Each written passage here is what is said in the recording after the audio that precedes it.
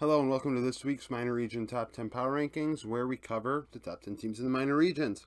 Keep this in mind, I do not watch the minor regions. This is all stats based. When we get to an international event, then I'll, brush up on them.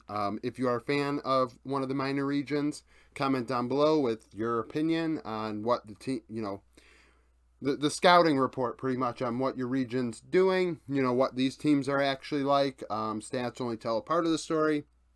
The two regions that do not have a team in the top 10 are Latin America. Rainbow 7 are 20th. They are the top-ranked Latin American team. And Oceania Peace is 35th. 10th place is the top Brazilian team, Los Grandes. They're 8-2. They went 1-1 last week. And Lava was their best player, going 6-3-10. We saw a little bit of drama last week with Hiret, their top laner, maybe leaking scrims. Korean import, definitely one of the players they need to be on his A game if they have a chance. And I think that maybe the drama kind of distracted him a bit because he struggled this past week at a degree that, I don't really expect Hiret to struggle at. 9th place, third in Japan in my power ranking, 6-0 in the region, are SoftBank Hawks. They went 2-0 last week. Japan last week they played Friday, Saturday, Sunday, and this week they're playing Thursday, Friday, Saturday, Sunday. So this morning's games are included in here. So they've went 2-0 over the past week. Marble, their AD carry, went 25 kills, 5 deaths, 25 assists. Deep Cross Gaming from the PCS. They are the 6th ranked PCS team on here. PCS obviously dominating the board because they are the top minor region that have played so far. VCS begin playing tomorrow. Later on today, my VCS preview video will come out. It's going to be very short, but it will go over Vietnam as they start tomorrow. And then next week, I expect the VCS to be very prevalent on this board because I do believe the VCS is the best minor region outright, but the PCS are the best who have played so far. So, Deep Cross Gaming, like I said, 5-4, went 2-1 last week. Hanabi, the top laner, we all have seen him at international events before. Went 13 kills, 4 deaths, 11 assists. I believe he had an 8-kill game on Sunday. Impunity from the PCS went 5-4 and 1-2. They're dropping down the list over the last couple weeks. Mission in mid lane. We've seen Mission before as well. He had 8 kills, 5 deaths, 20 assists across 3 games. 6th, Beyond Gaming, also 5-4 from the PCS, went 2-1. Kongyu, another name that we know, longtime J-Team player. 14 kills, 7 assists, 7 deaths, 12 assists. The rest of his team had like 19 kills combined, so Kongyu really carried for them this past week. 5th, Detonation Focus Me from Japan. They are 4-2, and last week went 2-0. Utapan dominated at 80 carry, 28 kills, 3 deaths, 24 assists. Utapan, obviously, we know DFM very well. They are probably the most recognizable team on here, if not the second most. Sengoku Gaming from Japan are the top-ranked LGL team at 6-0. They went 2-0 this last week. Jet in mid lane had 30 kills, 5 deaths, 13 assists.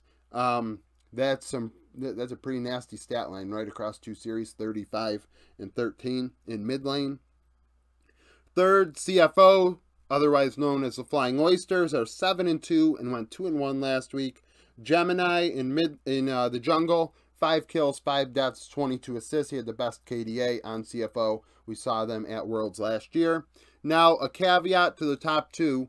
I do expect PSG to surpass Frank next week. But right now, the stats are telling me this is what it is.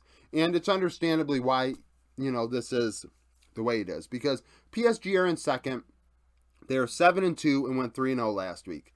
They added Junjia last week, plugged him in immediately, go 3-0 in the jungle. Junjia, obviously, playing for EDG last year. And we saw some teams, Astralis being one of the rumored squads that wanted his services and could not acquire him.